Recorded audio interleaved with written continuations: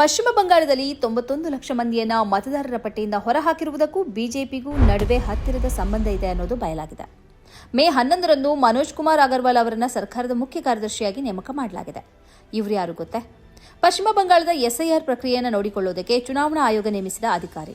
91 ಲಕ್ಷ ಮಂದಿಯನ್ನ ಮತದಾರರ ಪಟ್ಟಿಯಿಂದ ಹೊರಹಾಕುವುದರಲ್ಲಿ ಇವರ ಪಾತ್ರವೂ ಇತ್ತು. ಮೇ 11ರಂದು ಇವರನ್ನ ರಾಜ್ಯದ ಮುಖ್ಯ ಕಾರ್ಯದರ್ಶಿಯಾಗಿ ಮುಖ್ಯಮಂತ್ರಿ ಸುವೇಂದು ಅಧಿಕಾರಿ ನೇಮಿಸಿದ್ದಾರೆ. ಇದಕ್ಕಿಂತ ಮೊದಲು ಮೇ 9ರಂದು ಇನ್ನೊಂದು ನೇಮಕವೂ ನಡೆದಿತ್ತು. ಸುಬ್ರತೋ ಗುಪ್ತಾ ಅವರನ್ನ ಮುಖ್ಯಮಂತ್ರಿಯ ಉನ್ನತ ಸಲಹೆಗಾರರನ್ನಾಗಿ ನೇಮಿಸಲಾಗಿತ್ತು. ಇವರು ಕೂಡ ಎಸ್ಐಆರ್ ಪ್ರಕ್ರಿಯೆಯನ್ನು ನೋಡಿಕೊಳ್ಳುವುದಕ್ಕೆ ಚುನಾವಣಾ ಆಯೋಗದಿಂದ ನೇಮಕವಾದ ಅಧಿಕಾರಿಯಾಗಿದ್ದರು. ಈ ಮೂಲಕ ಎಸ್ಐಆರ್ ಪ್ರಕ್ರಿಯೆಗೂ ಬಿಜೆಪಿಗೂ ನಡುವೆ ಸಂಬಂಧ ಇತ್ತು ಅನ್ನೋದು ಬಯಲಾಗಿದೆ. ಇದರಲ್ಲಿ ಮನೋಜ್ ಕುಮಾರ್ ಅಗರ್ವಾಲ್ ಅವರು ಪಶ್ಚಿಮ ಬಂಗಾಳದ ಎಸ್ಐಆರ್ ಪ್ರಕ್ರಿಯೆಯ ಮುಖ್ಯ ಚುನಾವಣಾಧಿಕಾರಿಯಾಗಿದ್ದರು. ಐಎಎಸ್ ಅಧಿಕಾರಿಯಾದ ಇವರು ಮುಂದಿನ ಜುಲೈಯಲ್ಲಿ ನಿವೃತ್ತರಾಗಲಿದ್ದರು. ಸುಬ್ರತೋ ಗುಪ್ತಾ ಕೂಡ ಐಎಎಸ್ ಅಧಿಕಾರಿ. ಎಸ್ಐಆರ್ ಪ್ರಕ್ರಿಯೆಯ ವಿಶೇಷ ವೀಕ್ಷಕರಾಗಿ ಚುನಾವಣಾ ಆಯೋಗ ಇವರನ್ನು ನೇಮಿಸಿತ್ತು. ಇದೀಗ ಈ ಇಬ್ಬರು ಸರ್ಕಾರದ ಭಾಗವಾಗಿದ್ದಾರೆ. ಸರ್ಕಾರ ರಚನೆಯಾಗಿ 2 ದಿನಗಳೊಳಗೆ ಈ ಆಯ್ಕೆ ಪ್ರಕ್ರಿಯೆ ನಡೆದಿದೆ. ಆದ್ದರಿಂದಲೇ ಅನುಮಾನಗಳು ಹುಟ್ಟಿಕೊಂಡಿವೆ.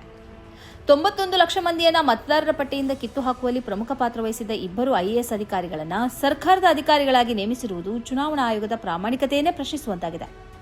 ಬಿಜೆಪಿಯ ಬಯಕೆಯಂತೆಯೇ ಈ ಎಸ್ಐಆರ್ ಪ್ರಕ್ರಿಯೆ ನಡೆದಿದೆ ಎಂಬುದಕ್ಕೆ ಈ ಬೆಳವಣಿಗೆ ಸಾಕ್ಷಿಯಾಗಿದೆ ಎಂಬ ಆರೋಪ ಇದೆ. ಈ ಇಬ್ಬರು ಅಧಿಕಾರಿಗಳು ಬಿಜೆಪಿಯ ಗೆಲುವಿಗೆ ಪೂರಕವಾಗಿ ಕೆಲಸ ಮಾಡಿರಬಹುದು. 91 ಲಕ್ಷ ಮಂದಿಯನ್ನ ಮತದಾರರ ಪಟ್ಟಿಯಿಂದ ಹೊರಹಾಕುವಲ್ಲಿ ಇವರು ಬಿಜೆಪಿಗೆ ಸಹಕರಿಸಿರಬಹುದು. ಚುನಾವಣಾ ಆಯೋಗಕ್ಕೆ ಈ ಇಬ್ಬರ ಹೆಸರನ್ನ ಬಿಜೆಪಿ ಕೊಟ್ಟಿರಬಹುದು. ಬಿಜೆಪಿ ಮತ್ತು ಚುನಾವಣಾ ಆಯೋಗ ಸೇರಿಯೇ ಈ ಇಬ್ಬರ ಮೂಲಕ ಮತದಾರರನ್ನ ಪಟ್ಟಿಯಿಂದ ಹೊರಹಾಕುವ ಸಂಚು ನಡೆಸಿರಬಹುದು. ಇದೀಗ ಈ ಇಬ್ಬರು ಸರ್ಕಾರದ ಭಾಗವಾಗುವ ಮೂಲಕ ಇದನ್ನು ಸಾಬೀತುಪಡಿಸಿದ್ದಾರೆ ಎಂದು ಹೇಳಲಾಗ್ತಾ ಇದೆ. ಅಂತೂ ಪಶ್ಚಿಮ ಬಂಗಾಳ ಎಸ್ಐಆರ್ ಪ್ರಕ್ರಿಯೆ ಮೇಲೆ ಯಾವೆಲ್ಲ ಆರೋಪಗಳಿದ್ದವೋ ಆ ಆರೋಪಗಳನ್ನು ಈ ನೇಮಕಾತಿ ಸಾಬೀತುಪಡಿಸಿದೆ. ಎಸ್ಐಆರ್ ಪ್ರಕ್ರಿಯೆ ಹಿಂದೆ ಬರೇ ಮತದಾರರ ಪಟ್ಟಿಯನ್ನು ಪರಿಷ್ಕರಿಸುವ ಉದ್ದೇಶವಷ್ಟೇ ಇದ್ದಿರಲಿಲ್ಲ, ಅದರ ಹಿಂದೆ ಒಂದು ಪಕ್ಷವನ್ನ ಗೆಲ್ಲಿಸುವ ದುರುದ್ದೇಶವೂ ಇತ್ತು ಎಂಬ ಆರೋಪಕ್ಕೆ ಇವರಿಬ್ಬರ ನೇಮಕ ಪುಷ್ಟಿ ನೀಡಿದೆ. ಈ ಕಾರ್ಯಕ್ರಮದ ಪ್ರಾಯೋಜಕರು ಗಡಿಯಾರ್ ಗ್ರೂಪ್ ಆಫ್ ಕಂಪನೀಸ್,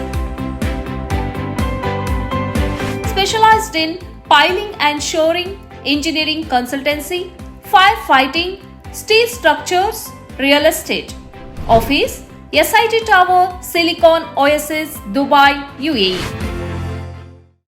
ಸ್ನೇಹಿತರೆ, ನಿಮ್ಮ ಅದ್ಭುತ ಬೆಂಬಲದಿಂದ ಸನ್ಮಾರ್ಗ ನ್ಯೂಸ್ ಚಾನೆಲ್ ಈಗ 2 ಲಕ್ಷ ಸಬ್ಸ್ಕ್ರೈಬರ್ಗಳನ್ನು ದಾಟಿದೆ.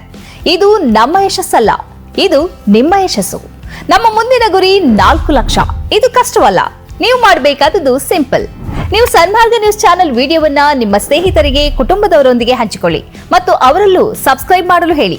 ನೀವು ಶಕ್ತಿಯನ್ನು ಕೊಡಿ, ನಾವು ನಿಖರ ಸುದ್ದಿ ಕೊಡ್ತೇವೆ. ಧನ್ಯವಾದಗಳು.